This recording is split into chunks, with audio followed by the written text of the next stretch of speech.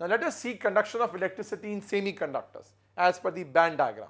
Now in semiconductors, the conduction band and valence band, they don't have a very large energy gap. The Eg in this case is moderate, is usually of the range of 100 kilojoules per mole, and this is what is your valence band is, this is what is your conduction band is. So electrons on heating are able to cross this energy barrier. So that is why on heating more number of electrons are able to cross this energy barrier, and therefore their conductivity increases with increase in temperature.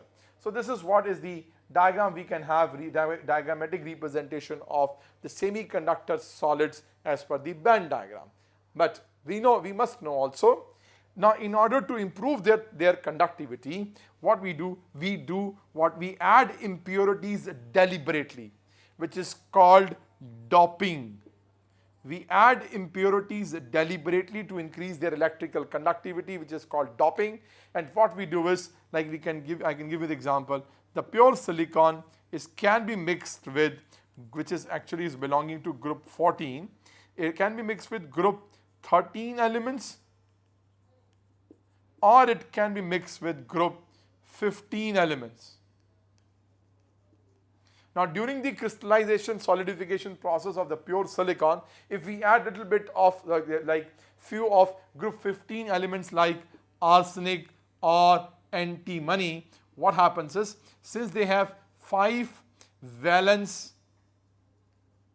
electrons and the silicon is having 4 valence electrons, 1 extra electron is always available freely for conduction. That is why when these silicon is doped with group 15 elements, what we find is electrical conductivity is increased to a greater extent, and conduction of negative charge takes place. Negative charge takes place. That's why we have different types of semiconductors which are called N-type semiconductors. N-type, negative type, when silicon is doped with group 15 elements. Whereas on the other hand, if the silicon is doped with group 13 elements, which includes indium or thallium, since they have 3 valence electrons, they will be short of 1 electron. Now that short of 1 electron creates a hole of vacancy which is being filled by the electrons of the bonds of the neighboring silicon the bonds which are present. Now the electrons from these neighboring silicon bonds can cover up these holes. So what happens is electrical conductivity gets increased. Now the electrical conductivity is increased because a hole transfers from one side to the other, and therefore the conductivity of positive charge takes place, and that is why these type of semiconductors are called p-type, positive type semiconductors. So this is how we can have semiconductors of 2 type, N types and p type. You will learn more about these in physics, in your modern physics part. Whereas at least you must know that this doping of either the silicon or germanium with group 13 or group 15 results in type of this p-type, positive type, n-type or negative type semiconductors.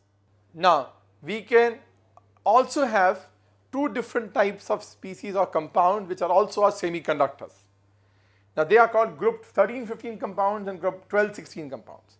See, whenever the element of group 13 combines with the element of group 15, the compounds formed are called group 13-15 compounds. Let us take the example.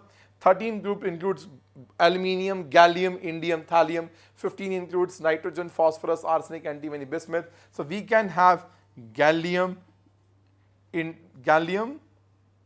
arsenide, indium, arsenide, thallium, antimonide, etc. All these are the examples of 13-15 compounds. Now these compounds are also having semiconductor properties.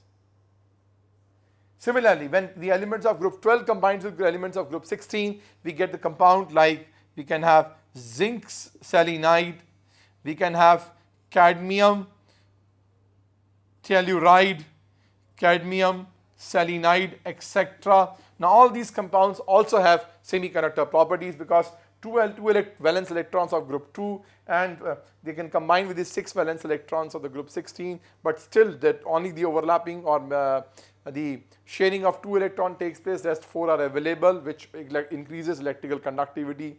In a similar way, the 3 valence electrons of group 13 combines with the 5 valence electrons of group 15.